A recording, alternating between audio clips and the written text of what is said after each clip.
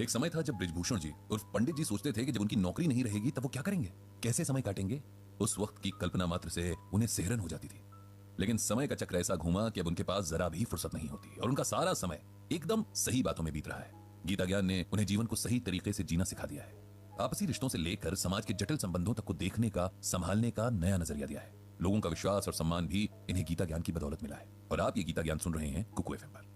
आज ऐसा ही एक सम्मान फिर उन तक पहुंचा है। उन्हें यानी पंडित जी को एक स्कूल में बुलाया गया है जहां उन्हें छोटे छोटे बच्चों को गीता ज्ञान देने का अनुरोध किया गया। ये सम्मान भी उन्हें उनके ही एक पुराने शिष्य ने दिया है जिसे पंडित जी ने लगातार कई साल ट्यूशन पढ़ाया था। ये उन दिनों की बात है जब पंडित जी कॉलेज की पढ़ाई करने के साथ साथ अपना जेब खर्च निकालने के लिए छोटे बच्चों को ट्यूशन पढ़ाया करते थे। उन्हीं बच्चों में सुनील भी एक था जो एक बहुत छोटी कक्षा से ही पंडित जी के पास ट्यूशन पढ़ने आने लगा था और हाई स्कूल तक लगातार उनसे ही पढ़ता रहा। पंडित जी को सारे बच्चों में सुनील सबसे ज्यादा प्यारा था क्योंकि वो बहुत शांत और सौम्य बच्चा था। पढ़ाई के प्रति हमेशा से गंभीर और संवेदनशील भी था। उसके इन्हीं गुणों के कारण वो जिससे भी मिलता उसे अपना बना लेता। यही सुनील आज एक स्कूल में अध्यापक बनकर बच्चों का जीवन संवार रहा था। पढ़ाई पूरी होने के बाद भी वो पंडित जी के संपर्क में रहा और जीवन के हर छोटे बड़े अवसर पर उसने पंडित जी से सलाह ली और उन्हें शामिल किया। जब उसे पंडित जी के गीता ज्ञान ब्लॉग के बारे में पता चला तो उसने न सिर्फ खुद ये ब्लॉग पढ़ना शुरू किया बल्कि अपने साथी अध्यापकों को भी इसे पढ़ने के लिए प्रेरित किया। और आज वो पंडित जी के घर आया था उन्हें आमंत्रण देने के लिए कि वे अपने गीता ज्ञान से उसके स्कूल के बच्चों को भी कुछ सिखाएं ताकि जीवन की नींव डालने वाले इन सालों में उन्हें कुछ ऐसा सीखने को मिले जिससे उनके सफल जीवन की इमारत तैयार हो सके। तय समय पर पंडित जी की कक्षा के लिए व्यवस्था की गई। एक बड़े से हॉल में बच्चे बैठे, कुछ बहुत छोटे थे तो कुछ थोड़ा बड़े। उन्हें देखते हुए पंडित जी ने सोचा कि मैं इन्हें क्या समझाऊं, ये तो अभी स्वयं गीतामय होकर जी रहे हैं। चलिए लेकिन अब जब आया हूं तो कुछ तो बोलना ही होगा। पंडित जी ने यही सोचकर माइक लिया और बोलना शुरू किया। प्यारे बच्चों, मेरा नाम बृजभूषण है, लेकिन मेरा एक प्यार का नाम भी है। जैसे आप सबका होगा, कोई रिंकी, कोई पिंकी, कोई चुनमुन तो कोई रुंझुन। ऐसे ही प्यार से सब लोग मुझे पंडित जी बुलाते हैं। क्या बुलाते हैं? पंडित जी। सभी बच्चों ने एक स्वर में जवाब दिया। आज मैं आपके साथ कुछ बातें शेयर करने आया हूं, बातें जो भगवान श्री कृष्ण ने हमें बताई हैं। आप लोग जानते हैं कि भगवान श्री कृष्ण कौन है? जी, भगवान श्री कृष्ण जो बंसी बजाते हैं, माखन खाते हैं। एक बच्चा बोला। बिल्कुल ठीक। इसके अलावा और क्या करते हैं भगवान श्री कृष्ण? राक्षसों को मारते हैं, जो गलत काम करते हैं उन्हें पनिशमेंट देते हैं। एक और प्यारा सा बच्चा बोला। हाँ बिल्कुल ठीक। पंडित जी खुश होकर बोले। तो प्यारे बच्चों, आज उन्हीं भगवान श्री कृष्ण की कही कुछ बातें बताऊंगा, आप ध्यान से सुनना। ओके? सारे बच्चे एक साथ बोले। ओके पंडित जी। बच्चों, मैं आपको एक श्लोक सुनाऊंगा। जैसे हिंदी में कविता होती है ना, इंग्लिश में जैसे पोम कहते हैं, वैसे ही संस्कृत भाषा में श्लोक होता है। तो मैं आपको एक श्लोक सुनाऊंगा और उसका मतलब भी बतलाऊंगा। तो पहले श्लोक सुनिए। ध्यायतो विषयान पुंसः संगात संजायते कामः कामात क्रोधो अभिजायते। इसका मतलब यह है कि वस्तुओं के प्रति अधिक लगाव होना भी व्यक्ति की असफलता का कारण बनता है। इसीलिए व्यक्ति को चाहिए कि वो खुद को हर तरह के लगाव से दूर रखे, क्योंकि वस्तुओं के लगाव से हर पल एक इच्छा जन्म लेती है जिसकी पूर्ति न होने पर व्यक्ति क्रोध और दुख का भागी बन जाता है, जिसके चलते सफलता के मार्ग में बाधाएं उत्पन्न होने लगती हैं। समझे बच्चों? एक भी बच्चे का हाँ में जवाब नहीं आया और इस बात से पंडित जी को बड़ी खुशी हुई, क्योंकि यही बात तो बच्चों में सबसे खास होती है कि वो मन के सच्चे होते हैं, किसी का मन रखने के लिए भी झूठ नहीं बोलते। बहुत बढ़िया बच्चों, ये तो मुझे भी समझ नहीं आया। यह सुनकर सारे बच्चे जोर से हंस पड़े। अब हम दूसरे तरीके से इस श्लोक का मतलब समझेंगे। इसमें भगवान श्री कृष्ण बताते हैं कि हमको किसी भी चीज से बहुत ज्यादा प्यार नहीं करना चाहिए। ऐसा नहीं होना चाहिए कि हम इस चीज के बिना नहीं रह सकते। अगर हम ऐसा करते हैं तब हमको वो चीज ना मिलने पर बहुत दुख होता है और गुस्सा भी आता है। अब मैं आपको एक एग्जाम्पल यानी उदाहरण देकर बताता हूं। आप सबके घर में मोबाइल है? जी पंडित जी। सब बच्चे बोले। और आप सब घर पे मोबाइल का यूज बहुत ज्यादा करते हो। आप उसमें वीडियो देखते हो, अपना होमवर्क उसकी मदद से करते हो, गेम्स खेलते हो, और जब आपको आपके मम्मी पापा मोबाइल छोड़ने के लिए कहते हैं तब आप सबको बहुत गुस्सा आता है। नहीं, कोई तो रोने भी लग जाता होगा, खाना भी नहीं खाता होगा, है ना? बच्चों की आवाज आई। यस पंडित जी। यही करने के लिए इस श्लोक में भगवान जी मना कर रहे हैं। वो कह रहे हैं कि हमको चीजें यूज तो करनी है लेकिन उनकी आदत नहीं डालनी है। ऐसा नहीं करना कि आपसे वो चीज छूट जाए तो आप परेशान ही हो जाओ। हमें अपने मन को इतना स्ट्रांग रखना है कि हम किसी चीज के ना मिलने पर उसके बिना एडजस्ट करना सीखें, क्योंकि जब हम स्ट्रांग नहीं होते हैं तब वो चीज ना मिलने पर हमें दुख होता है, हम रोते हैं और कई बार हमें गुस्सा भी आता है। हम लड़ाई भी कर लेते हैं, जो कि बहुत बुरी बात है। हमें खुद पर डिपेंड होना सीखना है, चीजों पर नहीं। अब समझे? यस पंडित जी। सब बच्चे खुशी से बोले। तो अब हम एक और श्लोक सुनेंगे, इसे भी आप लोग ध्यान से सुनो। यदा यदा हि धर्मस्य ग्लानिर्भवति भारतः अभ्युत्थानम अधर्मस्य तदात्मानं सृजाम्यहम्। इसका अर्थ यह है कि श्री कृष्ण कहते हैं कि हे अर्जुन, जब भी धर्म का नाश होता है और इस धरती पर अधर्म का विकास होता है तो मैं धर्म की रक्षा और अधर्म को नष्ट करने के लिए अवतार लेता हूं। बच्चों, अब इसे अच्छे से समझो। आपने वो सीरियल कृष्णा आता था, उसकी कहानी में देखा होगा ना कि जब बुरे लोग बहुत ज्यादा बुरे काम करने लगते हैं, अच्छे लोगों को तंग करने लगते हैं, तब कृष्णा आ जाते हैं और उनको पनिश करते हैं। हम सब सोचते हैं कि जब हम कुछ भी गलत काम करते हैं तो कोई हमें नहीं देख रहा होता, लेकिन ऐसा नहीं है। भगवान हमें हर समय देख रहे होते हैं, तब भी जब हमें लगता है कि वहां कोई नहीं है। इसीलिए कभी भी कुछ गलत नहीं करना है, किसी को हर्ट नहीं करना है। बुरे लोग इस बात को नहीं समझते और बुरे काम करते हैं, इसीलिए भगवान को आना पड़ता है। बच्चों, हम सबको कोशिश करनी चाहिए कि हम सब अच्छे अच्छे काम करें। आप लोगों को चाहिए कि आप अच्छी बातें सीखें, अच्छा पढ़ें, सबसे प्यार से बोलें और किसी को दुख ना दें। यही आपके लिए धर्म है। जो धर्म के हिसाब से काम करते हैं, भगवान उनसे बहुत खुश होते हैं। जो नहीं करते, उनसे गुस्सा होते हैं। समझे? यस पंडित जी, बच्चे एक स्वर में फिर से बोले। इस तरह बच्चों के साथ पंडित जी ने बहुत सारी गीता ज्ञान की बातें की और उन्हें इसमें बहुत मजा आया। बच्चे भी बहुत खुश दिख रहे थे। दोबारा फिर आने के वायदे के साथ पंडित जी ने वहां से विदा ली। उन्होंने भगवान श्री कृष्ण से प्रार्थना की कि दुनिया के सभी बच्चों पर अपनी कृपा रखें। इनकी वजह से संसार में जो थोड़ी मासूमियत बची है, हमेशा बची रहे। तो ये था गीता ज्ञान का एक और एपिसोड जो आपने सुना कुकू एफएम पर।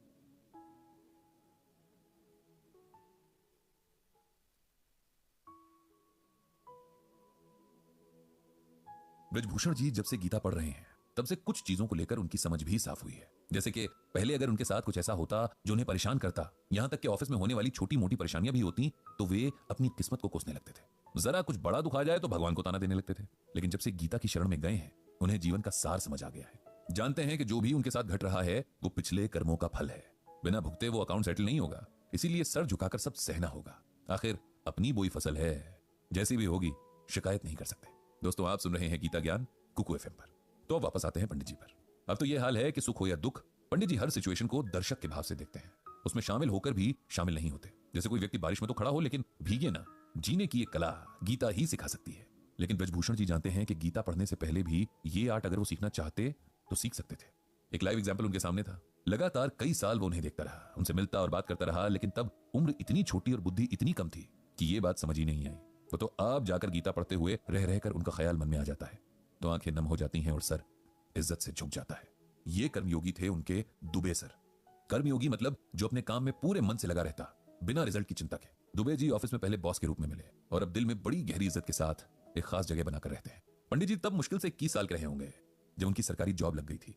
वो वक्त ऐसा ही था कि पढ़ाई पूरी होते ही लोगों को गवर्नमेंट जॉब मिल जाया करती थी। तब इतना कंपटीशन भी नहीं था और एप्लीकेंट्स भी कम ही हुआ करते थे।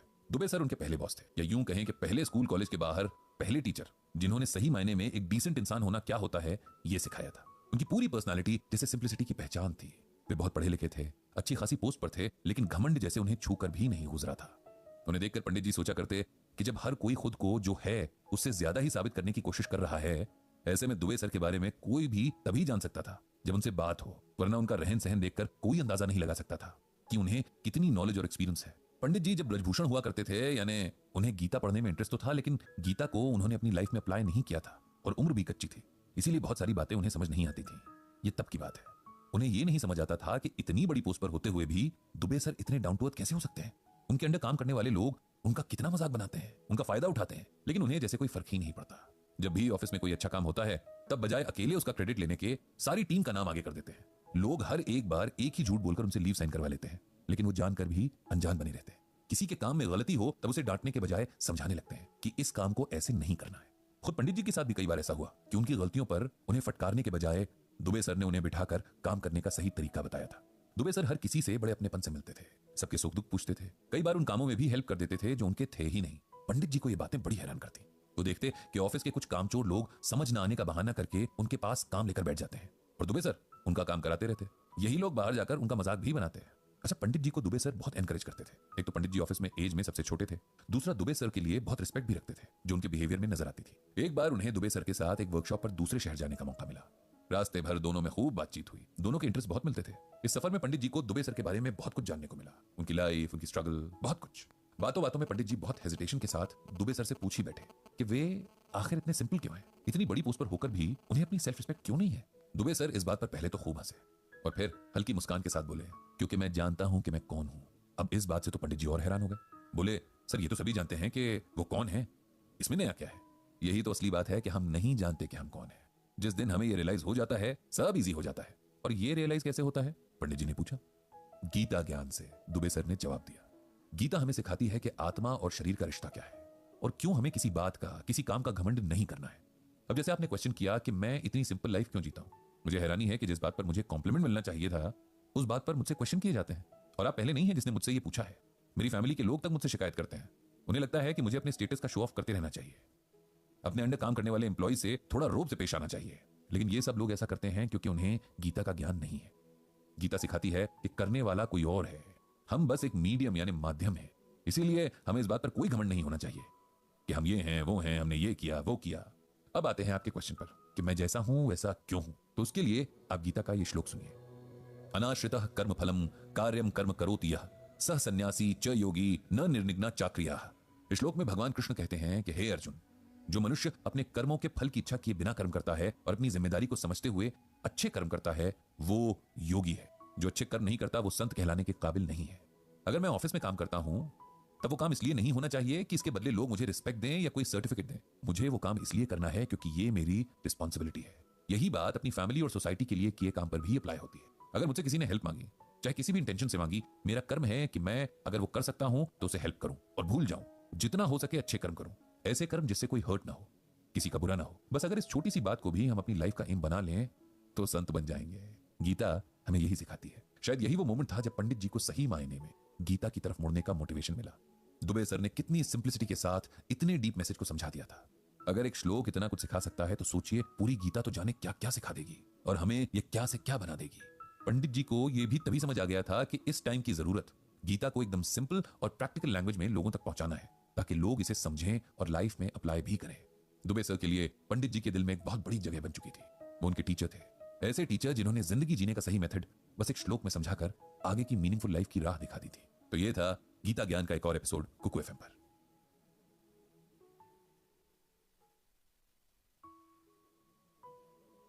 ब्रजभूषण जी और पंडित जी के पास उनके गीता ज्ञान ब्लॉग के एक रीडर का मेल आया है।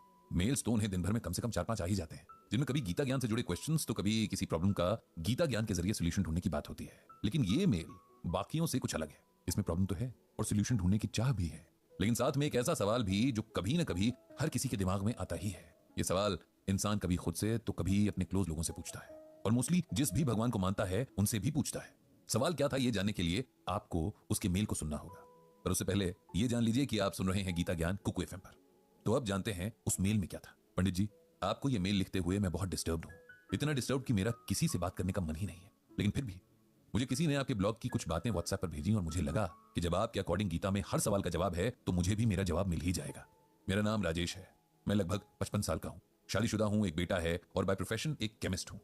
मुझे लगता है कि भगवान ने मेरी किस्मत तब लिखी जब वो किसी बात पर चिढ़े हुए थे, तभी तो दुनिया भर की प्रॉब्लम्स, टेंशंस सब मेरी किस्मत में लिख दिए।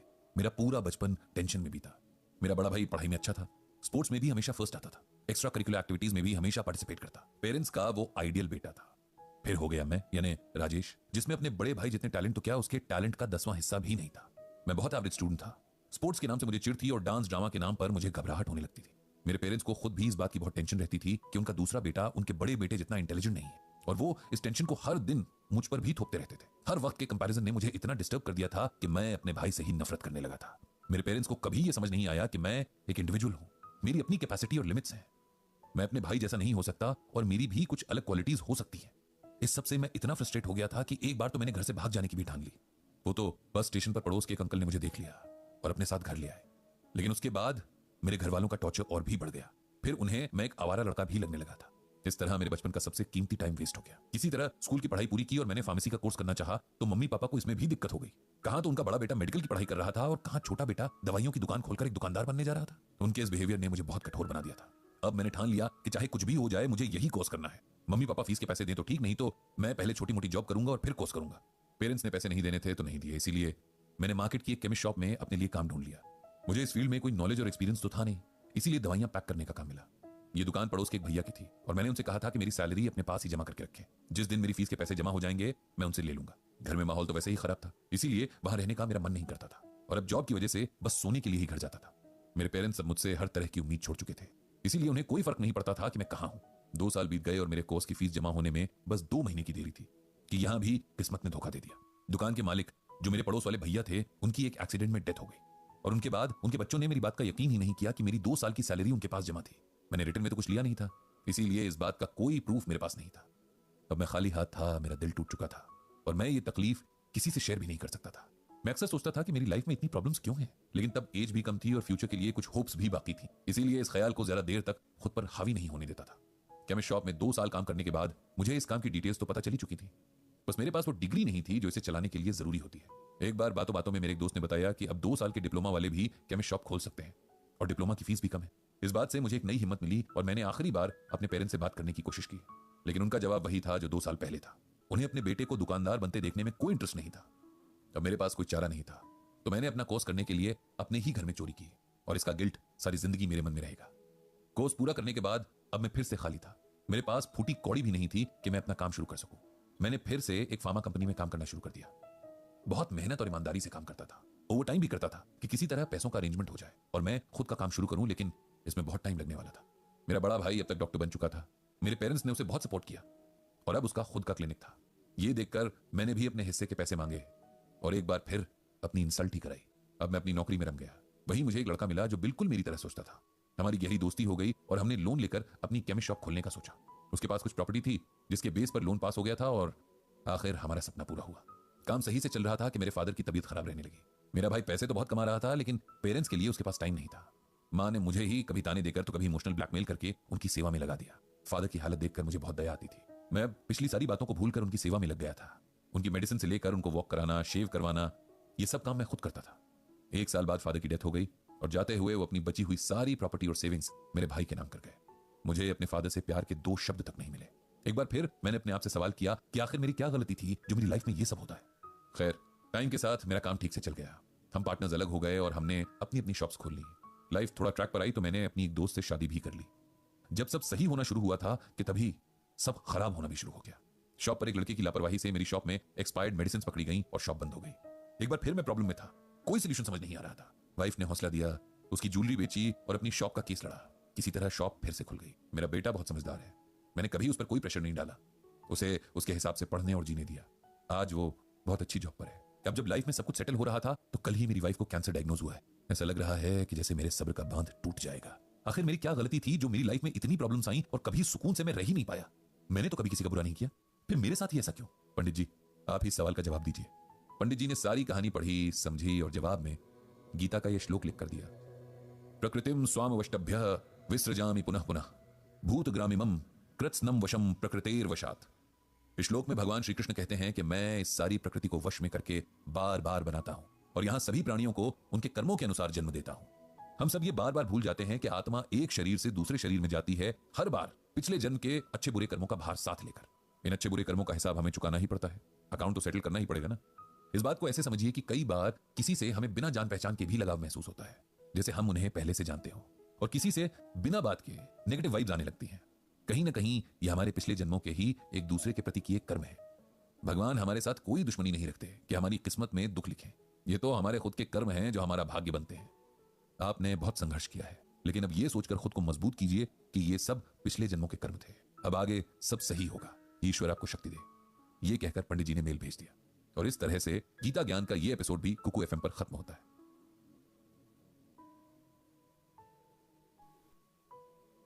ब्रजभूषण जी और पंडित जी हैरान थे कि जब हमारे पास गीता जैसा नॉलेज का सोर्स है जो हमें लाइफ की हर सिचुएशन में गाइड कर सकता है, तब हम हर जनरेशन के साथ इससे दूर क्यों होते जा रहे हैं। और उससे भी हैरानी की बात यह है कि फॉरेनर्स के बीच गीता को जानने और समझने की क्यूरियोसिटी बढ़ती जा रही है। वो लोग अपनी नौकरियों से ब्रेक लेकर यहां आते हैं और गीता ज्ञान को समझते हैं। लाइफ में कितना अप्लाई कर पाते हैं ये तो वही जाने, लेकिन कम से कम इसके लिए एफर्ट तो करते हैं। इधर हम लोग अपनी ही जड़ों, अपनी रूट्स को भूलते जा रहे हैं। ये सोचकर पंडित जी गहरी सांस लेकर ब्लॉग लिखना शुरू करते हैं, मन ही मन सोचते हुए कि जो मेरी रिस्पॉन्सिबिलिटी है भाई, उसे तो मैं पूरा करूंगा ही। लोगों को गीता ज्ञान के पास लेकर आने का जो एम लेकर चल रहा हूं, उसे तो पूरा करना ही है। और दोस्तों, आप इसी गीता ज्ञान को सुन रहे हैं कुकू एफएम पर। आज जब पंडित जी ने अपना इनबॉक्स देखा तो एक साथ एक ही आईडी से 3 मेल्स आए थे। तीनों मेल्स में एक ही मैटर था। शायद भेजने वाले ने सोचा होगा कि इस तरह पंडित जी का ध्यान उसकी मेल्स की तरफ खींचेगा। पंडित जी के चेहरे पर मुस्कान आ गई। मन ही मन बोले, भाई मुझे कौन सा दिन में 1000 मेल्स आती हैं जो कोई छूट जाएगी। मेल में जो लिखा था वो कुछ इस तरह से था। प्रिय पंडित जी, ये मेल आईडी मेरे असली नाम से नहीं बनी है, ना ही मैंने कहीं अपने नाम का जिक्र इस मेल में किया है, क्योंकि ये कॉन्फिडेंशियल रखना जरूरी है। मैं एक ऐसी पोस्ट पर हूं जहां ये करना जरूरी हो जाता है। उम्मीद है आप माइंड नहीं करेंगे। कुछ वक्त से आपके गीता ज्ञान ब्लॉग को पढ़ रही हूं। आप रोज एक श्लोक का मतलब बताते हैं, फिर रियल लाइफ सिचुएशंस में उस श्लोक से हमें कैसे मदद मिल सकती है ये बताते हैं। ये सब मुझे बहुत इंटरेस्टिंग लगता है। साथ ही जिंदगी जीने का नया नजरिया, प्रॉब्लम्स को देखने का नया सलीका भी मिलता है। आज अपनी लाइफ की एक प्रॉब्लम का कहीं सोल्यूशन ना पाकर मैं आपको ये मेल कर रही हूं, इस उम्मीद में कि आप ही मुझे गीता ज्ञान के जरिए कोई ऐसा रास्ता दिखाएंगे जो सही हो। नाम तो बता नहीं सकती, लेकिन बाकी सारी बातें डिटेल में बता रही हूं। ताकि आपको मेरी प्रॉब्लम का सही से अंदाजा लग सके। मैं एक बड़ी एडमिनिस्ट्रेटिव पोस्ट पर हूं, मेरे हस्बैंड भी ऐसी ही पोस्ट पर हैं, और जो प्रॉब्लम मैं फेस कर रही हूं वो मेरे हस्बैंड से ही जुड़ी हुई है। प्रॉब्लम शेयर करने से पहले मैं आपको अपनी लाइफ स्टोरी सुनाती हूं ताकि आपको मेरी सिचुएशन समझने में मदद मिले। मैं एक मिडिल क्लास फैमिली से हूं। मेरे फादर एक टीचर थे, मदर हाउसवाइफ, दोनों ही अब इस दुनिया में नहीं है। मैं अपने माँ बाप की इकलौती औलाद हूं। मेरे फादर बहुत उसूलों वाले इंसान थे। उन्हें नमक रोटी में गुजारा करना पसंद था, लेकिन गलत तरीके से पैसे कमाना नहीं। यहां तक कि बच्चों को घर पे ट्यूशन पढ़ाना भी उन्हें गलत लगता था। उनका कहना था कि अगर टीचर क्लास में सही से पढ़ाए तो बच्चों को अलग से पढ़ाने की जरूरत ही नहीं है। मेरी माँ भी बहुत सिंपल सी लेडी थी, ज्यादातर टाइम घर के काम और पूजा पाठ में लगी रहती। मेरे पिता का सपना था कि मैं एक आईएएस अफसर बनूं, और यही नहीं, मैं एक ऑनेस्ट आईएएस अफसर बनूं, ताकि लोग कहें कि मैंने अपनी बेटी को बहुत अच्छे से पाला है। बहुत कम इनकम और रिसोर्सेज के बावजूद मेरे पेरेंट्स ने मुझे बहुत अच्छी एजुकेशन दी। मैं भी बहुत मन लगाकर पढ़ती रही। मेरे फादर का ड्रीम अब मेरा ड्रीम बन गया था। हम 3 लोगों की फैमिली बहुत खुशी खुशी अपना टाइम बिता रही थी। दिन रात की मेहनत और मेरे पापा की गाइडेंस की वजह से मैं अपनी स्टडीज में बहुत अच्छा कर रही थी। मेरी सिविल सर्विसेज की प्रिपरेशन के लिए मेरी माँ ने अपनी कुछ ज्वेलरी भी बेच दी थी। इस बात से मैं और भी डिटरमिन्ड हो गई कि मुझे हर हाल में ये एग्जाम क्लियर करना है। पेरेंट्स की ब्लेसिंग और मेरी मेहनत रंग लाई और मैं आईएएस अफसर बन गई। इस बात से मेरे पिता जैसे 7वें आसमान पर थे, और मेरी खुशी का कोई ठिकाना नहीं था। ट्रेनिंग के लिए निकलने से पहले पापा ने बार बार मुझे याद दिलाया कि मुझे अपना काम बहुत ईमानदारी से करना है। मैं भी उन्हें बार बार यकीन दिला रही थी कि मैं कभी भी उन्हें डिसअपॉइंट नहीं करूंगी। ट्रेनिंग पूरी हुई और मुझे दूर दराज के इलाके में पोस्टिंग मिल गई। ट्रेनिंग के दौरान मेरी दोस्ती एक ऑफिसर से हुई। सर्विस के दौरान ये दोस्ती धीरे धीरे प्यार में बदल गई। हम दोनों में बहुत सारी बातें अलग थी। वो बहुत रिच फैमिली से था, उसके फादर बहुत बड़े बिजनेसमैन थे। हमारी वैल्यूज में भी बहुत फर्क था, लेकिन वो कहते हैं ना कि इश्क आपको सब कुछ भुला देता है। मेरे साथ भी यही हुआ।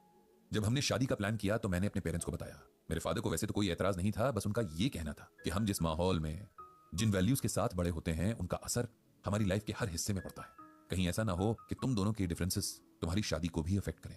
मैंने अपने पिताजी को कन्विंस किया कि ऐसा नहीं होगा, हम दोनों बहुत समझदार हैं, इसे मैनेज कर लेंगे। तो मेरे फादर मान गए और हमारी शादी हो गई। कुछ टाइम तक सब ठीक चलता रहा, लेकिन वक्त बीतने के साथ मुझे कुछ चीजें रियलाइज होनी शुरू हो गई। मेरे हस्बैंड को एथिक्स से कुछ लेना देना नहीं था। अपनी पोस्ट और पावर का वो पूरा फायदा उठा रहे थे। रिश्वत लेना उनकी नजरों में कोई क्राइम नहीं था, बल्कि रिश्वत लेना तो उनका हक था। मैंने उन्हें समझाने की बहुत कोशिश की, लेकिन उन्होंने हमेशा मेरा मजाक उड़ाया। हद तो तब हो गई जब उन्होंने मुझे दकियानूसी सोच की बता दिया, और मेरे पिताजी को भी। इस बात से मैं बहुत हर्ट हुई और मैंने इस बारे में अपने ससुर यानी फादर इन लॉ से बात की। उन्हें सब बताया कि उनका बेटा किस तरह गलत रास्ते से पैसे कमा रहा है, और कल को ये बात कितनी बड़ी मुसीबत बन सकती है। मेरे ससुर ने भी मुझे इस बात पर बहुत सुनाया कि मैं ओवर रिएक्ट कर रही हूँ। अब मैं बहुत हताश हो चुकी थी। इधर मेरे हस्बैंड के करप्शन के किस्से ऑफिसर्स के बीच फैलने लगे थे, लेकिन उन्हें कोई फर्क नहीं पड़ रहा था। अब सिचुएशन ये है कि हमारे बीच आए दिन इस बात पर लड़ाई होती है। वो अपने आप को सुधारने के लिए तैयार नहीं है, और मैं अपने पिता की सिखाई हुई वैल्यूज पर कॉम्प्रोमाइज नहीं कर सकती, क्योंकि अब ये मेरी भी वैल्यूज है। आप ही मुझे बताइए कि अब क्या करना चाहिए। इस कहानी को पढ़कर पंडित जी को बहुत दुख हुआ। किस तरह से लोग जीवन की सिचुएशंस में फंस जाते हैं, खुद सही होते हुए भी टेंशन में जीते हैं, और इन सिचुएशन से बाहर निकलने में जिंदगी वो नहीं रहती जो पहले थी। अब किसी ने प्रॉब्लम भेजी है इस उम्मीद में कि सोल्यूशन मिलेगा, तो अपनी समझ के हिसाब से सोल्यूशन तो बताना ही होगा। इसीलिए पंडित जी ने यह जवाब लिखा।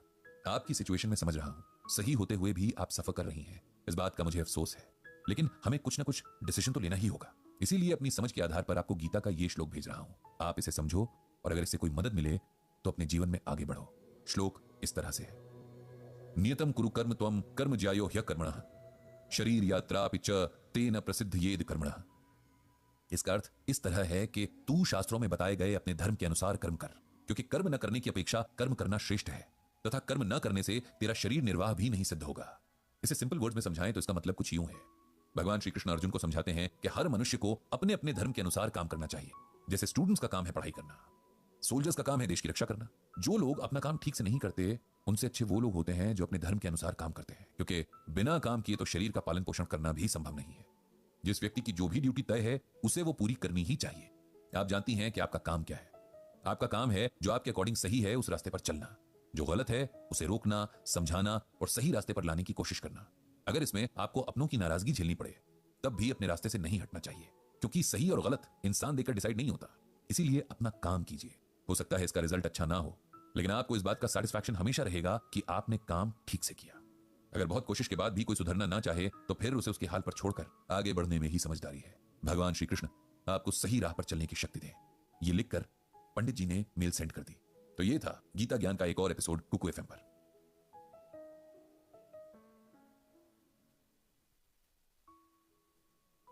आज पंडित जी सुबह से बहुत खुश हैं। बार बार घड़ी देख रहे हैं कि कब 11 बजेंगे। बार बार अपनी पत्नी सरला से पूछते हैं कि उन्हें खाना बनाने की तैयारी में क्या मदद चाहिए। घर का गेस्ट रूम उन्होंने खुद ही रेडी कर दिया था। एक्चुअली आज पंडित जी के बचपन के दोस्त आ रहे हैं उनसे मिलने। साथ में उनका बड़ा बेटा सौरभ भी आ रहा है। आखिरी बार 10 साल पहले सौरभ की ही शादी में अपने दोस्त सुधाकर से मिले थे पंडित जी। तब से अब जाकर मिलना हो पा रहा है, वो भी इसलिए कि सुधाकर को अपनी कुछ जमीन वगैरह बेचनी है जो उसके पुरखों की इसी शहर में है। दोस्तों, आप सुन रहे हैं गीता ज्ञान कुकू एफएम पर। अच्छा, सौरभ ने कल फोन करके जब ये बताया तो पंडित जी बहुत खुश हुए। आखिरकार सुधाकर उनके बचपन का दोस्त था, और दोस्त भी ऐसा वैसा नहीं, पक्का दोस्त। उसके साथ उनके बचपन की, स्कूल की बहुत सारी यादें जुड़ी हुई हैं। बचपन की शरारतों में दोनों बराबर के पार्टनर्स होते थे, या उन्हें क्राइम पार्टनर्स मेरे ख्याल से कहना सही होगा। बाग से आम चुराना हो या क्लासमेट्स के टिफिन से लंच चुराना, इसमें दोनों की बराबर की पार्टनरशिप होती थी। साथ स्कूल जाना, साथ खेलना, हर काम दोनों का साथ ही होता था। टीनेज तक ये सिलसिला चलता रहा और फिर सुधाकर के फादर का ट्रांसफर दूसरे शहर में हो गया। जब वो लोग शिफ्ट हुए तब दोनों दोस्त बहुत उदास हुए, लेकिन जाना तो था ही। लेकिन फिर लेटर्स और बाद में फोन के जरिए एक दूसरे से दोनों जुड़े रहे। साल में 1-2 बार मुलाकात भी हो जाती थी, लेकिन पिछले 10 साल से मिलने का यह सिलसिला थम सा गया था, क्योंकि अब दोनों की उम्र भी हो गई थी और ऐसा कोई बहाना भी नहीं मिला कि मुलाकात हो। पंडित जी ये सब सोच ही रहे थे कि सुधाकर और सौरभ आ गए। दोनों दोस्त ऐसे गले मिले जैसे जन्मों के बाद मिल रहे हों। सौरभ भी पंडित जी से मिलकर बहुत खुश हुआ। दोनों दोस्तों की जो बातें शुरू हुई तो जैसे खत्म होने का नाम ही नहीं ले रही थी। सरला जी और सौरभ तो बस उनकी बातें सुने जा रहे थे। इस सब में कब दिन ढल गया पता ही नहीं चला। डिनर के बाद जब सब सो गए तब पंडित जी अकेले ही बरामदे में बैठे कुछ सोच रहे थे। उनके ध्यान में रह रहकर सौरभ का मुरझाया हुआ चेहरा आ रहा था। पता नहीं क्यों, लेकिन उन्हें लग रहा था कि सब कुछ ठीक नहीं है, कहीं कोई परेशानी है। वरना सौरभ के चेहरे पर तो हमेशा स्माइल रहती थी। उन्होंने सोचा कि सुबह जरूर सौरभ से बात करेंगे। सुबह जब पंडित जी वॉक पर निकल रहे थे तो सौरभ भी उनके साथ आ गया। कुछ फॉर्मल बातों के बाद आखिर पंडित जी ने सौरभ से पूछ लिया कि क्या वो किसी परेशानी में है। सौरभ पहले तो हिचकिचाया, लेकिन फिर वो पंडित जी के आगे खुल गया। उसने बताया कि उसकी लाइफ में पिछले कुछ सालों से बहुत टेंशन चल रही है, जिसकी वजह उसकी वाइफ और मदर का रिलेशन है। मैं समझा नहीं, पंडित जी ने सौरभ से कहा। सौरभ बोला, मैं आपको डिटेल में बताता हूं। मेरी शादी में तो आप आई ही थे। मेरी पत्नी निधि बहुत अच्छे नेचर की, समझदार और पढ़ी लिखी लड़की है। मेरी माँ भी अच्छे नेचर की है, ये तो आप जानते ही हैं। शादी के कुछ वक्त बाद तक सब सही से चलता रहा, लेकिन फिर धीरे धीरे निधि और माँ के बीच टेंशन बढ़नी शुरू हो गई। बहुत छोटी छोटी बातों से मिसअंडरस्टैंडिंग पैदा होनी शुरू होने लगी। दोनों को लगता था कि गलती हमेशा सामने वाले की है। पहले तो उन दोनों ने आपस में बात करके इश्यूज को सुलझाया, लेकिन धीरे धीरे उनके बीच बातचीत कम होने लगी और वो दोनों ही एक दूसरे की शिकायतें मुझसे करने लगी। मुझे समझ ही नहीं आता कि मैं क्या करूं, किसकी साइड लूं। माँ को सही कहूं तो वाइफ नाराज हो जाएगी, और वाइफ को सही कहता हूं तो माँ नाराज हो जाएगी। ये रोज रोज की लड़ाइयां अब इतनी बढ़ चुकी हैं कि मेरा ऑफिस से घर जाने का मन ही नहीं करता। पंडित जी को सौरभ की परेशानी अच्छे से समझ आ गई, लेकिन इसमें उनके दोस्त सुधाकर का रोल समझ नहीं आ रहा था। तुम्हारे पापा इस मामले में कुछ इंटरफेयर नहीं करते क्या? दोनों को समझाने की कोशिश नहीं करते? मेरे पापा का नेचर तो आप जानते ही हो, किसी भी तरह के लड़ाई झगड़े से वो दूर रहना पसंद करते हैं। फिर एज के साथ उनका ब्लड प्रेशर भी बढ़ा हुआ रहता है, इसीलिए हम भी नहीं चाहते कि उन्हें अननेसेसरी किसी टेंशन वाली सिचुएशन में घसीटे। एक ही घर में रहते हैं, इसीलिए पता तो उनको सब कुछ ही है, लेकिन वो सास बहू की लड़ाई में नहीं पड़ते। दोनों में से ना तो किसी को अच्छा कहते हैं ना बुरा। ये कहकर पंडित जी ने लंबी सांस ली। लेकिन ऐसा कब तक चलेगा? किसी न किसी को उन दोनों को साथ बिठाकर बात तो करनी ही पड़ेगी। क्या पता जब वो साथ बैठकर एक दूसरे से बात करेंगी तो उनकी मिसअंडरस्टैंडिंग्स दूर हो जाएं। मैंने कोशिश की थी अंकल, लेकिन कोई फायदा नहीं हुआ। निधि अब उस घर में और रहना नहीं चाहती, और मैं इस उम्र में अपने पेरेंट्स को छोड़ना नहीं चाहता, लेकिन वाइफ को भी परेशान नहीं देख सकता। अब आप ही बताइए मुझे कि मैं क्या करूं। तुम्हारी सिचुएशन देखते हुए मैं तुम्हें गीता से एक श्लोक सुनाता हूं। इस श्लोक और उसके अर्थ को सुनने के बाद तुम्हें यह समझ आ जाएगा कि तुम्हारे परिवार में हो रही इस कलह का कारण क्या है। इस श्लोक को ध्यान से सुनो। उद्धेरदात मनात्मानम नात्मानम अवसादयेत आत्मैम ह्यात्मनोम बंधुरात्मय वृपुरात्मनः। कुरुक्षेत्र के मैदान में भगवान कृष्ण अर्जुन से कहते हैं कि हे अर्जुन, ये आत्मा ही आत्मा की सबसे प्रिय मित्र है, और आत्मा ही आत्मा की परम शत्रु भी है। इसीलिए आत्मा का उद्धार करना चाहिए, विनाश नहीं। जिस व्यक्ति ने आत्मज्ञान से इस आत्मा को जाना है उसके लिए आत्मा मित्र है, और जो आत्मज्ञान से दूर है उसके लिए आत्मा ही शत्रु है। अब इसका सिंपल वर्ड्स में मतलब सुनो। हम ये सोचते हैं कि फलाना इंसान हमारा दोस्त है और फलाना दुश्मन। इस सब में हम भूल जाते हैं कि शरीर तो आत्मा चला रही है। दो आत्माओं के पिछले जन्मों के कर्मों के कारण उनके अगले जन्मों में रिश्ते बनते या बिगड़ते हैं। तुम्हारी माँ और पत्नी के कुछ पिछले जन्मों के रिश्ते होंगे, कुछ आपस के हिसाब किताब होंगे जो इस जन्म में भी उनके साथ आए हैं। इसी वजह से दोनों के बहुत समझदार होने के बावजूद ऐसी सिचुएशंस बनती जाती हैं कि उनके बीच सब खराब हो जाता है। अगर तुम और बाकी परिवार के लोग इस बात को समझ लो तो आधी परेशानी यहीं खत्म हो जाएगी। उसके बाद यह समझना है कि इस जन्म के कर्मों और उसके फल को आत्मा अगले जन्म तक लेकर जाएगी, और फिर यह चक्र कभी खत्म नहीं होगा। इसीलिए इसी जन्म में जो भी अच्छे बुरे कर्म हैं उन्हें सेटल कर देना चाहिए। जितना हो सके हमें हर किसी में आत्मा देखनी चाहिए और समझना चाहिए कि हर सोल्यूशन में हमें आत्मा के रोल को देखना है। किसी काम को करते हुए घमंड नहीं करना कि जी मैं ये कर रहा हूं। साथ ही दूसरों के कामों में भी यही सोचना है कि ये उस शरीर को चलाने वाली आत्मा का काम है।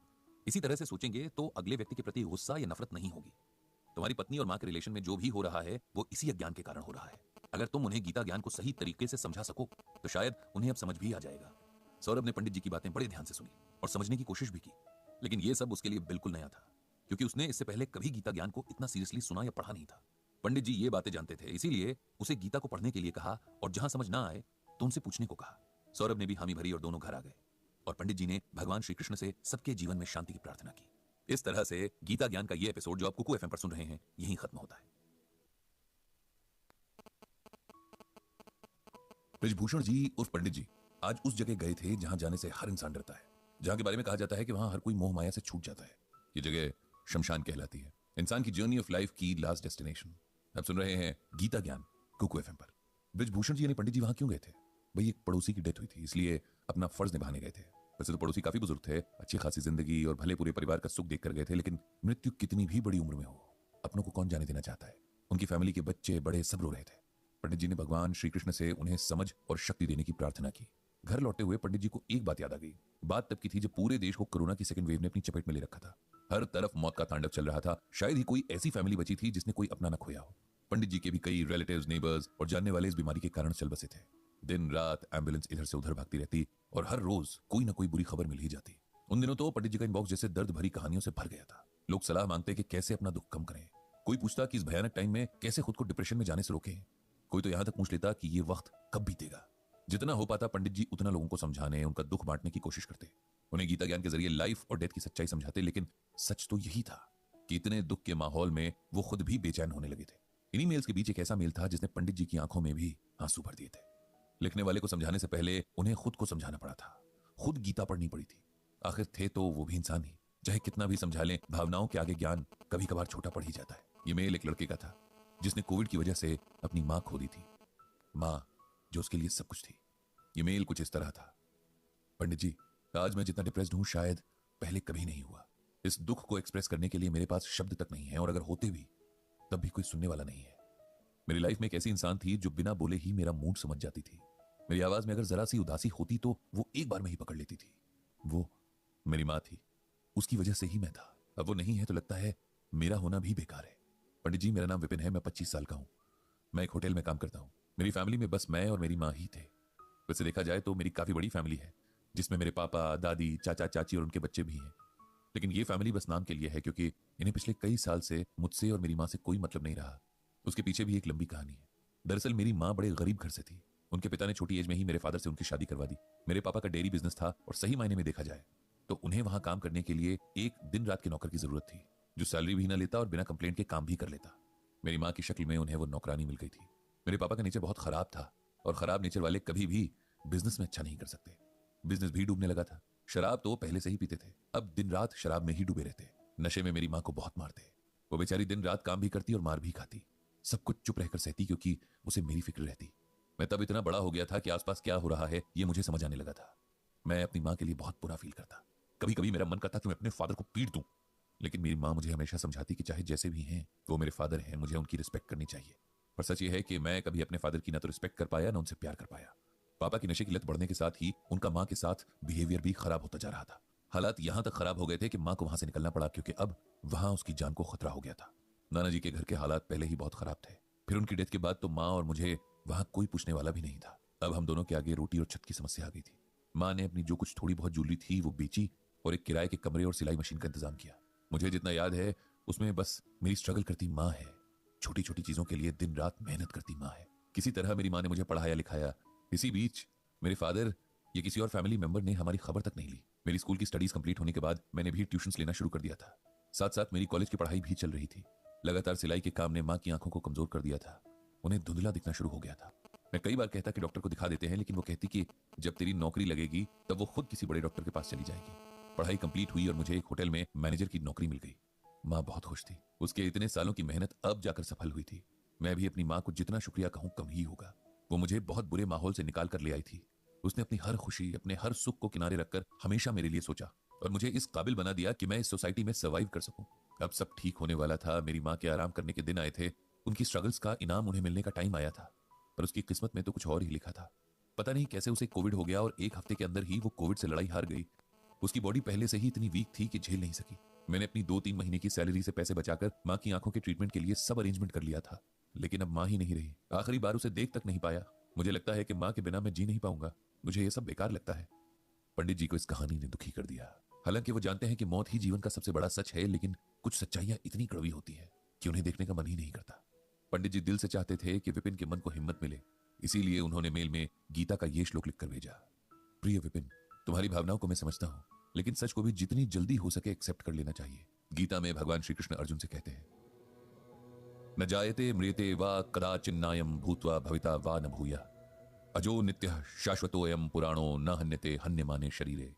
इसका अर्थ यह है कि आत्मा का जन्म नहीं होता, उसकी मृत्यु भी नहीं होती। वो पहले न थी, ये अब के बाद नहीं होगी। ऐसा नहीं है। आत्मा अजन्मा, नित्य, शाश्वत और पुरातन है।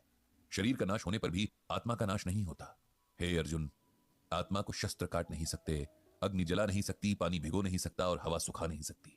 आत्मा सब जगह मौजूद है और कभी ना खत्म होने वाली है। तुम्हारी मां के शरीर को चलाने वाली आत्मा अब अपने दूसरे सफर पर चली गई है। ऐसा हर आत्मा के साथ होना तय है, इसीलिए तुम उनका शोक मत करो। उस आत्मा को कष्ट उठाने थे सो उसने उठाए।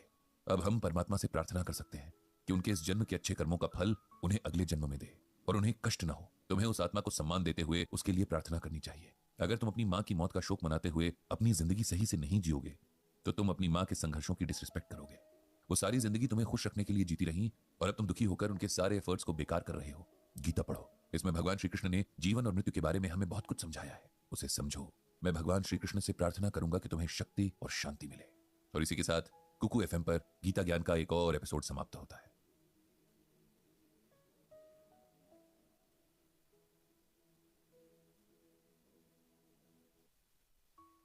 पिछले 2 दिनों से लगातार बारिश हो रही थी। ऐसा लग रहा था कि जैसे पूरे मॉनसून के बादल एक साथ बरस जाएंगे।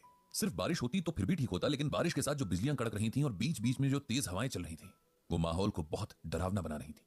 पंडित जी ने अपनी पूरी जिंदगी में 2 दिन के अंदर इतनी बारिश नहीं देखी। बिजली नहीं है तो इंटरनेट भी नहीं है, इसीलिए ब्लॉग भी नहीं खोल पा रहे कि उधर ही कुछ टाइम काट लें। पंडित जी की पत्नी सरला भी इस लगातार हो रही मूसलाधार बारिश से बहुत परेशान है, क्योंकि वो घर में कैद होकर रह गई हैं। इंद्रदेव से प्रार्थना कर रही हैं कि अब बस भी कीजिए, बहुत हो गया। किसी तरह रात बीती और अगली सुबह बारिश थम गई।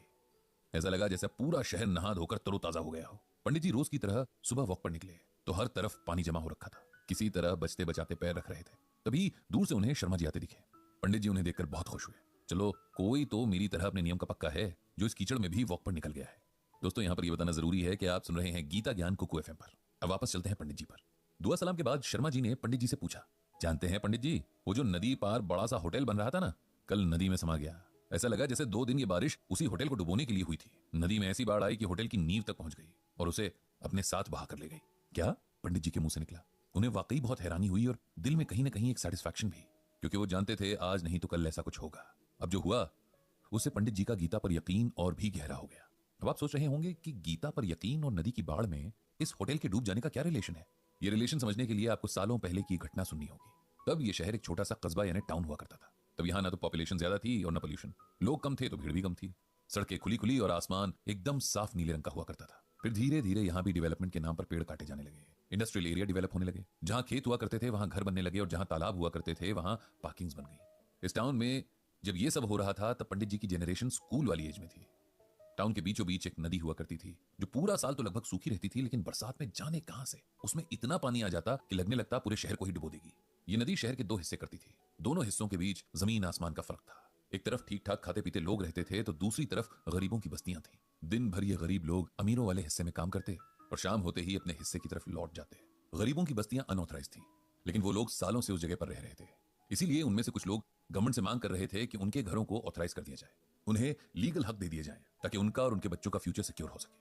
पंडित जी जब स्कूल जा रहे होते तब देखते कि अक्सर शहर में ये लोग रैली निकाल रहे होते, कभी धरने दे रहे होते कि उन्हें उनका हक दिया जाए। धीरे धीरे टाउन भी बड़े शहर में तब्दील हो गया था। भीड़ भाड़ बहुत बढ़ गई थी। शहर को बांटने वाली नदी अब सूख कर नाली बन गई थी और कई सालों से उसमें बरसात में भी पानी नहीं आया था। गरीबों वाली साइड में भी काफी डेवलपमेंट हो रहा था। वहां नए मार्केट्स बन रहे थे, कुछ इंडस्ट्रीज भी आ गई थी। उनकी जमीनों वाला मामला अभी भी वहीं अटका हुआ था। फिर भी इस मामले में एक नया मोड़ आया जब गरीबों को अपने लिए एक मसीहा मिल गया। एक पढ़ा लिखा लड़का जो गजब का जोशीला था और बातें भी जबरदस्त करता था, वो इनका नेता बन गया। उसने इन सबको फिर से इकट्ठा किया और इनकी लड़ाई में नई जान डाल दी। ये लड़का बहुत अच्छी बातें करता था, पढ़ा लिखा था, तो उसमें कॉन्फिडेंस भी था। उसने इन लोगों को यकीन दिला दिया कि वो सरकार से इनका हक लेकर रहेगा। सबको इसकी बातों पर यकीन भी आ गया था। फिर जाने क्या हुआ, कई दिनों बाद सुनने में आया कि उस लड़के ने सबसे धोखा किया और अब तक के जितने भी लीगल पेपर्स थे कहीं गायब कर दिए। सुनने में यह भी आया कि उसने एक बिल्डर से साठगांठ कर ली थी। बदले में उसकी नदी किनारे वाली कुछ जमीन और लाखों रुपए मिलने की अफवाह भी सुनाई पड़ी थी। बेचारे गरीब लोग इतने सालों की लड़ाई एक इंसान के धोखे की वजह से हार गए थे। अब उनके पास न तो कोई सबूत बचे थे कि वो सालों से उस जगह रह रहे थे, और न ही उनके पास अब आगे लड़ने की ताकत ही बची थी। पंडित जी के ऑफिस में उसी बस्ती से एक लड़का था जो वहां पियून का काम करता था। जब ये सब हो रहा था तब उसने एक दिन पंडित जी से पूछा कि आप तो हमेशा गीता ज्ञान सुनाते हो, इस बारे में आपका क्या कहना है? क्या हम सब इतने पापी हैं जो हमारे साथ ऐसा हुआ? अब हमारे बच्चे कहां जाएंगे? जिसने बुरा किया वो तो हर तरह से फायदे में है, और हम सही होकर भी परेशानी में आ गए हैं। तब पंडित जी ने ये श्लोक सुनाया, परित्राणाय साधूनाम विनाशाय च दुष्कृताम धर्म संस्थापनार्थाय संभवामि युगे युगे। इसका मतलब यह है कि भगवान श्री कृष्ण अर्जुन से कहते हैं कि सज्जन लोगों के भले के लिए और बुरे लोगों के नाश के लिए और धर्म की स्थापना के लिए मैं युगों युगों से प्रत्येक युग में जन्म लेता आया हूं। इसे सिंपल वर्ड्स में समझो। भगवान कहते हैं कि जब तुम्हें लगता है कि कहीं पर अन्याय हुआ है और अन्याय करने वाला तो ठीक है, उसके साथ सब सही चल रहा है, लेकिन जिसके साथ अन्याय हुआ है उसे पूछने वाला कोई नहीं, उसके साथ खड़े होने वाला कोई नहीं। लेकिन ऐसा नहीं, मेरे पास सबके कर्म रजिस्टर होते हैं, और जब पाप का घड़ा भर जाता है तब मैं खुद किसी न किसी रूप में आता हूं और उसे सजा देता हूं। लेकिन हर काम का एक समय होता है जिसे प्रकृति तय करती है।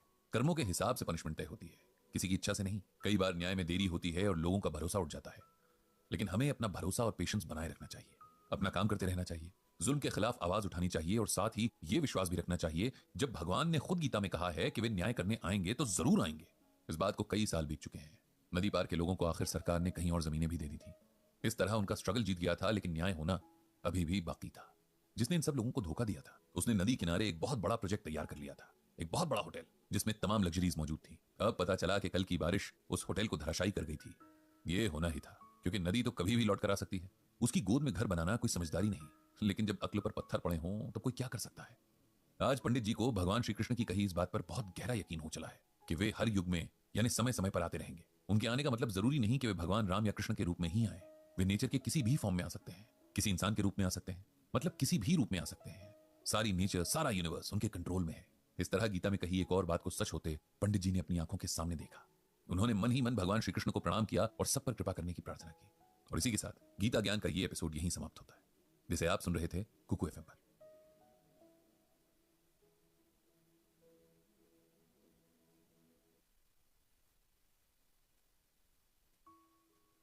ब्रजभूषण जी उर्फ पंडित जी 2 दिन से एक उलझन में है। उलझन की वजह है उनके पास आया एक फोन कॉल। वैसे तो ये कॉल बहुत खुशी की वजह भी बन सकती थी, लेकिन फिलहाल पंडित जी थोड़े से परेशान हैं। उन्हें ये कॉल उनके एक्स बॉस गुप्ता सर ने की थी। गुप्ता सर से पंडित जी के हमेशा अच्छे रिलेशन रहे। इसकी एक वजह तो खुद पंडित जी का अच्छा नेचर और काम के प्रति डेडिकेशन रहा। दूसरा, गुप्ता सर भी बहुत अच्छे इंसान थे, काम के मामले में बहुत प्रोफेशनल, लेकिन साथ ही अपने एम्प्लॉइज का भी बहुत ध्यान रखते थे, सबके सुख दुख में भी शामिल होते। वैसे गवर्नमेंट ऑफिस का माहौल अच्छा हुआ करता था, तब एक फैमिली की तरह सब एक दूसरे से कनेक्टेड रहते थे। काम का प्रेशर कम हुआ करता था तो लोग टेंशन में भी कम रहते थे। टेंशन कम होती थी तो आपस में प्यार से भी रहते थे। आज बहुत दिनों के बाद गुप्ता सर का कॉल आया तो पंडित जी को बहुत खुशी हुई। उन्होंने बताया कि वे पंडित जी के गीता ज्ञान ब्लॉग को बहुत इंटरेस्ट से पढ़ते हैं और इसमें रीडर्स के जो कमेंट्स आते हैं उन्हें भी। साथ ही पंडित जी जिस समझदारी से उनके आंसर्स देते हैं ये भी गुप्ता सर को बहुत पसंद आता है। बाय द वे, आप सुन रहे हैं गीता ज्ञान कुकू एफएम पर, ये ध्यान रहे। अब वापस आते हैं पंडित जी की कहानी पर। अब पंडित जी चाहे कितने भी न्यूट्रल रहने की कोशिश करें, लेकिन अपनी तारीफ पर एक स्माइल तो उनके फेस पर आ ही जाती थी। गुप्ता सर ने कॉल करने का रीजन बताया। एक्चुअली वो पंडित जी को इनवाइट करना चाह रहे थे। गुप्ता सर के बड़े बेटे वैभव ने अब्रॉड से एमबीए किया था और अब अपना काम शुरू करने जा रहा था। अगले वीक उसके ऑफिस का इनॉग्रेशन है और गुप्ता सर चाहते थे कि पंडित जी उस दिन इनॉग्रेशन में न सिर्फ शामिल हों बल्कि वैभव समेत सभी इंप्लॉइज को मैनेजमेंट और सक्सेस से रिलेटेड गीता ज्ञान भी दें। इसी बात से पंडित जी बहुत उलझन में थे। एक तरफ तो उन्हें खुशी थी कि उनके बॉस ने उन्हें इतनी इंपॉर्टेंस दी, लेकिन दूसरी तरफ उन्हें समझ नहीं आ रहा था कि वो वहां जाकर गीता से क्या सुनाएंगे, क्योंकि ये जनरेशन, इसका काम, इसका वर्क कल्चर उनकी जनरेशन और वर्क कल्चर से बिल्कुल अलग था। उन्हें बिल्कुल भी आइडिया नहीं था कि आजकल के खासकर प्राइवेट ऑफिसेज में क्या चैलेंजेस होते हैं, क्या टेंशन होती है, कॉलीग्स के आपसी रिलेशंस कैसे होते हैं। ऐसे में इस यंगर जनरेशन को गीता ज्ञान देना अपने आप में एक बहुत बड़ा चैलेंज था। पंडित जी को उलझन में देखकर उनकी पत्नी सरला जी ने पूछा, ऐसी क्या बात है जिसने पंडित जी को टेंशन मिला दिया है? पंडित जी ने हंसकर कहा कि टेंशन तो नहीं, लेकिन एक उलझन है। और फिर उन्होंने सरला जी को सारी बातें बता दी। सरला जी को उनकी बात सुनते ही उनकी उलझन का सोल्यूशन भी नजर आ गया। वो हंसते हुए बोली कि आपको 2 दिन से भी ध्यान नहीं आया कि आपके 2 बेटे प्राइवेट सेक्टर में जॉब कर रहे हैं। उनसे अच्छा आपको कौन बता सकता है कि उनकी जॉब या ऑफिसेज में किस तरह के इश्यूज होते हैं, और फिर आप आराम से उन पर गीता ज्ञान को अप्लाई करने का मोटिवेशन वैभव और उसके कलीग्स को दे सकते हैं। और उन्हें ही क्या, आप अपने बच्चों को भी ये समझा सकते हैं। वाह सरला, पंडित जी खुश होकर बोले, तुमने तो चुटकी में मेरी उलझन दूर कर दी है। शाम को पंडित जी ने अपने बड़े बेटे राघव से बात की। उसे बहुत खुशी थी कि उसके फादर को यंग जनरेशन से इंटरेक्ट करने का मौका मिल रहा था।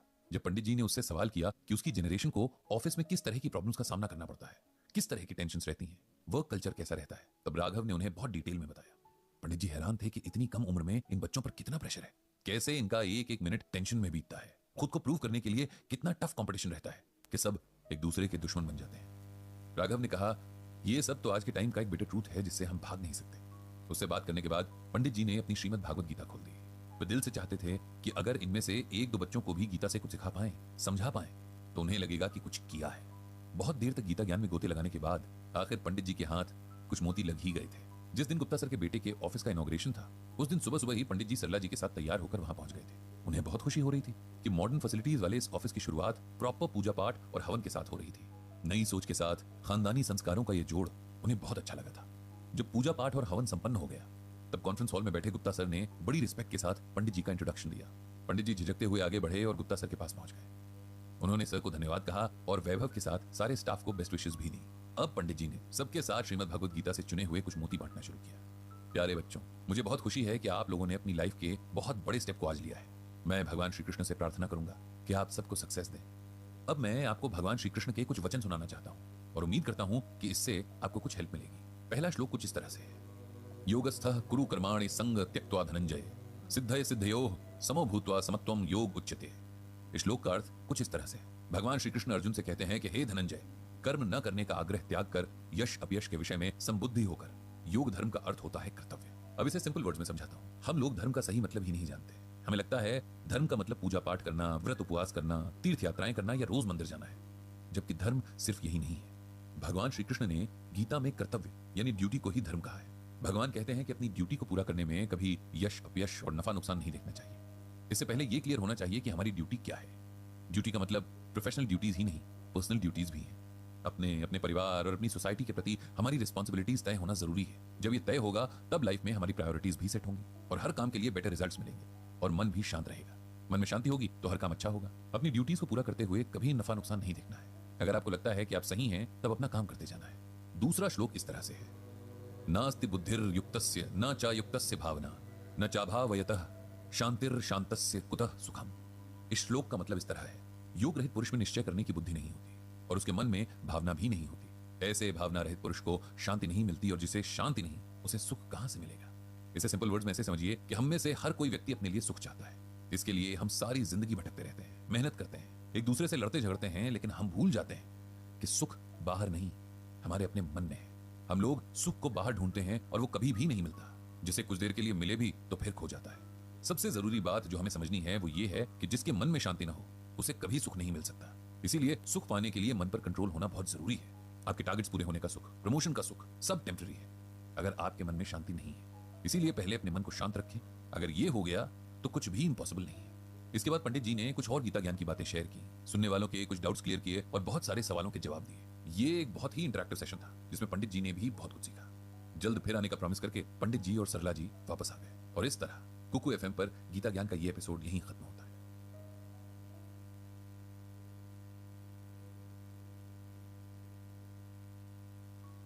हर शाम पंडित जी और दोस्तों की महफिल कॉलोनी के पार्क में जमती है।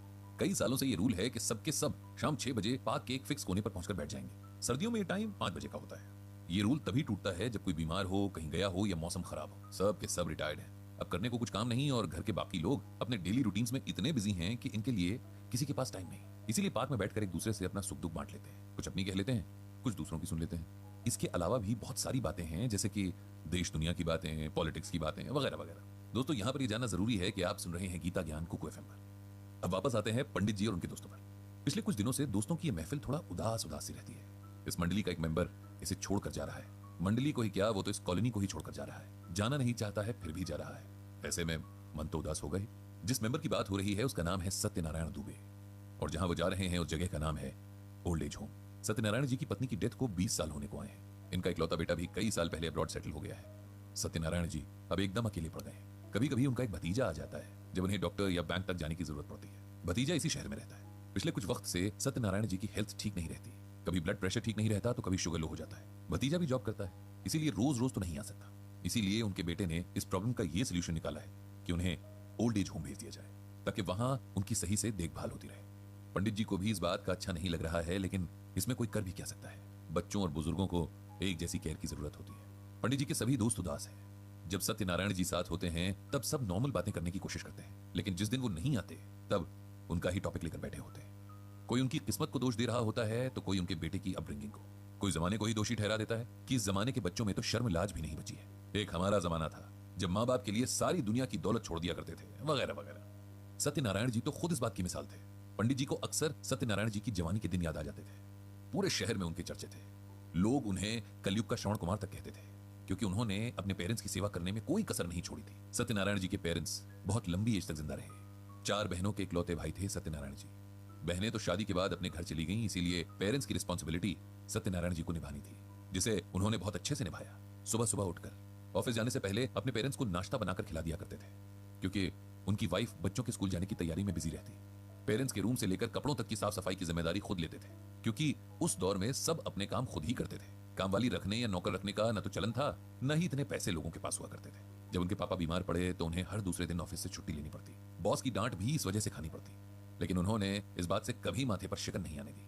आखिरी वक्त आने तक उनके फादर एकदम बच्चों जैसी हालत में आ गए थे, यहां तक कि उन्हें खाना भी हाथ से खिलाना पड़ता था। सत्यनारायण जी ने ये सब भी किया और बहुत प्यार से किया। फादर की डेथ के कुछ साल बाद तक उनकी मां जिंदा रही। उनकी भी पूरी केयर सत्यनारायण जी ने ही की। ऐसा नहीं है कि उनकी वाइफ इसमें साथ नहीं देती थी, वो भी बहुत अच्छी महिला थी, लेकिन सत्यनारायण जी खुद ही अपने पेरेंट्स की सेवा करना ज्यादा पसंद करते थे। आज जब वो खुद उस स्टेज में हैं, तब उनके पास कोई पानी देने वाला भी नहीं है। दोस्तों की महफिल में इस बात को भी डिस्कस किया जाता था। पंडित, तुम तो कहते हो कि इंसान अपने कर्मों का फल भोगता है। हमारी जानकारी में तो सत्यनारायण ने बहुत अच्छे कर्म किए, अपने पेरेंट्स की बहुत सेवा की, फिर उसके साथ ऐसा क्यों हो रहा है? बताओ, उसे इस एज में ऐसे क्यों अपना घर छोड़कर अनजान लोगों के साथ रहने जाना पड़ रहा है? पंडित जी उन्हें समझाते कि आत्मा कोई 1 या 2 जन्मों में नहीं बंधी होती, वो तो लगातार एक शरीर से दूसरे शरीर में जाती रहती है। एक जन्म के कर्म से कुछ खास तय नहीं होता। इस जन्म में हम बहुत अच्छा करें, लेकिन अगर आत्मा पिछले जन्म के बुरे कर्मों का बोझ लेकर चल रही है तो उसका फल तो भुगतना ही पड़ेगा। अब वो दिन भी आ गया था जब सत्यनारायण जी को ओल्ड एज होम जाना था। एक शाम पहले जब उनसे मिलने उनके घर गए तो माहौल बहुत गमगीन हो गया था। सब मिलकर लौट आए, लेकिन पंडित जी वहीं बैठे रहे। जब एकांत हुआ तब सत्यनारायण जी पंडित जी के सामने खुलकर रो पड़े। उन्हें अपने बेटे से कोई शिकायत नहीं थी, लेकिन अपने भाग्य से बहुत शिकायतें थी। वे इसी घर में रहना चाहते थे क्योंकि यहाँ से उनकी यादें जुड़ी थी। उनका जन्म यहाँ हुआ था, उनकी पत्नी इस घर में ब्याह कर आई थी और यहीं से विदा हुई थी। वो जिंदगी के आखिरी पड़ाव पर अब इस घर से दूर नहीं रहना चाहते थे। बस यही दुख उन्हें खाए जा रहा था। ये ओल्ड एज होम वाला फैसला भी बहुत सारे ऑप्शंस ट्राई करने के बाद ही आया था। पहले किसी रिलेटिव के बेटे को साथ रखा गया, लेकिन एक बूढ़े आदमी की रिस्पॉन्सिबिलिटी कौन लेना चाहेगा, इसीलिए वो भी चला गया। फिर एक सर्वेंट का इंतजाम किया, लेकिन वो भी कुछ टाइम के बाद छोटा मोटा सामान चुरा कर भाग गया। उनकी हेल्थ हर दिन गिरती ही जा रही थी, इसीलिए उनके बेटे ने अब ये इंतजाम कर दिया था। इस ओल्ड एज होम में डॉक्टर से लेकर नर्स तक की सारी फैसिलिटीज थी। खाने से लेकर सोना जागना तक सब कुछ सीसीटीवी कैमरे के सामने होता था। पंडित जी अपने दोस्त के मन को अच्छे से समझ रहे थे और ये भी समझ रहे थे कि उन्हें समझाना बहुत जरूरी है। इसीलिए उन्होंने सत्यनारायण जी को शांत किया और फिर उन्हें गीता का ये श्लोक सुनाया। दैवी ह्येषा गुणमयी मम माया दुरत्यया मामेव ये प्रपद्यन्ते माया में ताम तरन्तिते। इसका अर्थ ये है कि ये दैवी त्रिगुणमयी माया बड़ी कठिन है, परंतु जो मेरी शरण में आते हैं वे इस माया को पार कर जाते हैं। अब मैं तुम्हें सिंपल वर्ड्स में इसका मतलब समझाता हूं। इस श्लोक में भगवान श्री कृष्ण अर्जुन को अपनी माया के बारे में समझा रहे हैं। वही माया जो हमारे मन में चीजों, लोगों और जगहों के लिए मोह पैदा करती है। भगवान श्री कृष्ण इस श्लोक में ये एक्सेप्ट करते हैं कि अहंकार से भरे हुए और सेल्फ सेंटर्ड लोगों के लिए मेरी माया से पैदा हुए मोह को पार कर पाना इम्पॉसिबल है। अहंकार का मतलब ये है कि फलानी चीज मेरी है, वो मेरा बेटा है, भाई है, ये मेरा घर है, ऐसी सोच। माया भी मैं ही लोगों के मन में भरता हूं, क्योंकि तभी तो ये दुनिया चलेगी। लेकिन अगर इंसान इस माया को समझते हुए अपनी जिंदगी चलाए तो सारे दुखों से बच सकता है। इस माया को समझने के बाद जो मेरी शरण में आ जाते हैं, मतलब मेरा ध्यान करते हैं, मेरे बताए अनुसार चलते हैं, वो इस मोह के जंजाल से पार निकल जाते हैं। इसीलिए मेरे प्यारे दोस्त, तुम भी चीजों के मोह से बाहर निकलो। ये घर, यहां से जुड़ी यादें उसी माया का रूप है। ये तुम्हारे मन को जकड़े हुए हैं। जैसे ही तुम इससे खुद को फ्री कर दोगे, तुम्हें सब कुछ इजी और अच्छा लगने लगेगा। अब तक हमने जैसा भी जीवन जिया वो जी लिया, लेकिन अब भगवान की शरण में ध्यान लगाने का वक्त है। इस बात को समझ लोगे तो आगे का सफर आसान हो जाएगा। इतना कहकर पंडित जी अपने दोस्त से गले मिले और मिलते रहने का प्रॉमिस करके अपने घर के लिए निकल गए। चलते हुए उन्होंने भगवान श्री कृष्ण से सत्यनारायण जी को शक्ति और पेशेंस देने की प्रार्थना की। और इसी के साथ गीता ज्ञान का ये एपिसोड यहीं खत्म होता है, जिसे आप सुन रहे थे कुकू एफएम पर।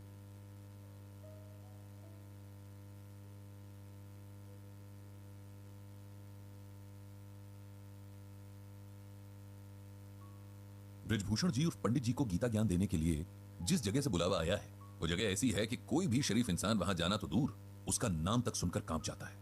उस जगह का नाम है जेल।